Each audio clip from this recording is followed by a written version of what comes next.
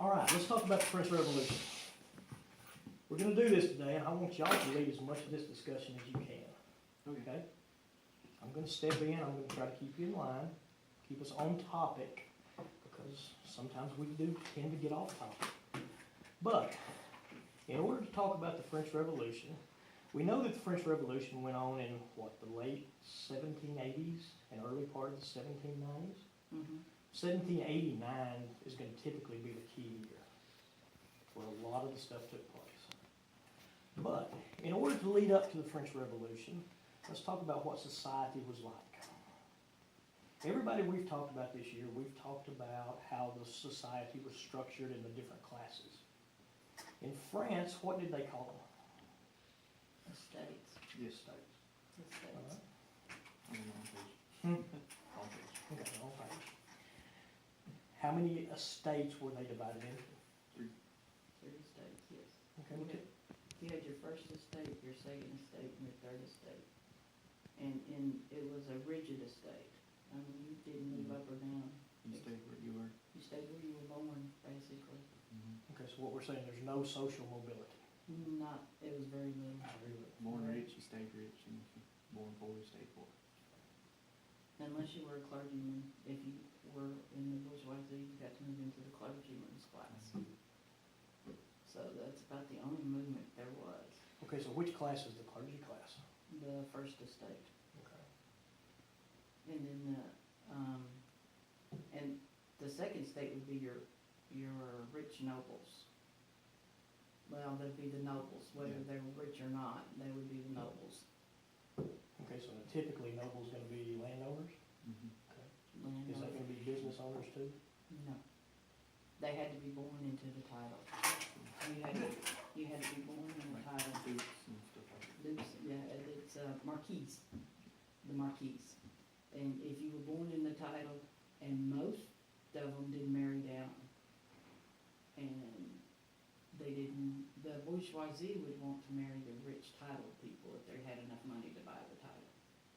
Marry the daughters off. So they all disagreed with the Enlightenment idea, which is everybody's equal, everybody's Yeah. learning. Because they were in control and didn't want to lose it. That's true, that is really true.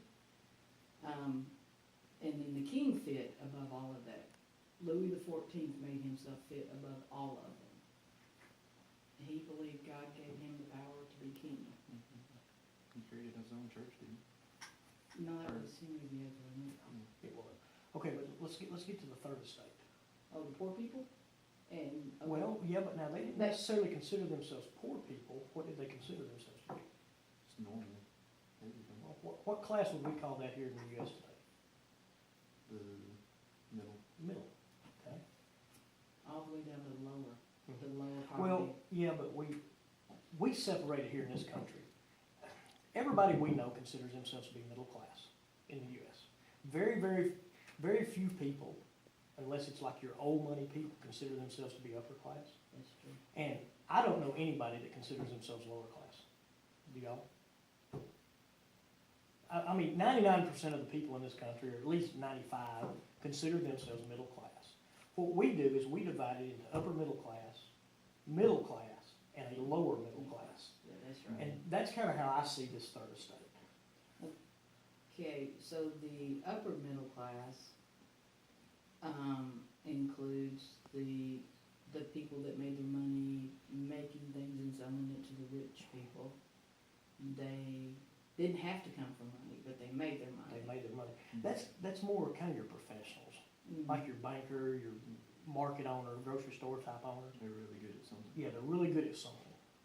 And then your lower urban classes, which Hang on just a second though. That upper middle class we're talking about, what did we call bourgeoisie. them? Bourgeoisie. I like that word, by the way. It sounds fun. I like the word. I think it was a derogatory term that the other classes put on them. It actually was. Good. I thought it was. What's it mean? It means middle class. It means middle class.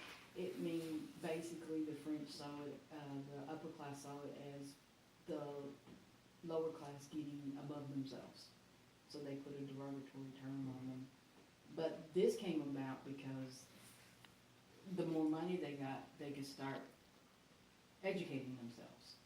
And they started learning, and what they learned went against what they'd always been taught by the rich people. And Louis XIV, who said God gave him the right to be king and he could do what he wanted. And he's the one that started all this. So who's our true middle class? Be middle class of this. The true middle Mhm. class? Like shop owners and stuff. Well, your shop owners are typically gonna be your bourgeoisie. Would that be like the urban lower class, or are you talking about the nobles as far as the middle class? No, I'm actually talking about the guys that, the working class. Okay, the ones that are gonna kind of work for your professionals, Like the baker, like the baker. if he didn't own his shop, but he worked for Yeah.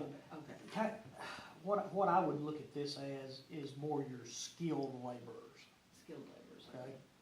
Whereas when you get into the lower middle class, that's your unskilled laborers. That would be like your street Street sweep workers, the guy that cleans the stable out. The guy, that- yeah, or the one that takes the pot away. Yeah. And since they didn't have indoor toilets, he's the one that got sweep the streets. Mhm. So we've got three classes. Mm-hmm. The first estate, the second estate, the third estate, and then the third estate's broken down into bourgeoisie, workers, and peasants. And they weren't given any government control, so they had no say-so about what the government did to them. None at all. Okay, Everything came from the first two estates. okay. Control. So Louis XIV basically bankrupted them Yes. because he wanted the big Versailles, and he was doing the wars. He hated England, so he was always trying to fight with England. And then his son died, and his grandson took over as Louis XV. And he wasn't any better than Louis XIV, he just went around and didn't even do anything to help the people. So, he made it worse because they're starting to struggle, and then during this time they had a famine. The crops failed. And so, the only thing Louis XV did was made sure that his grandson married Marie Antoinette of Austria, which was a very, very powerful country.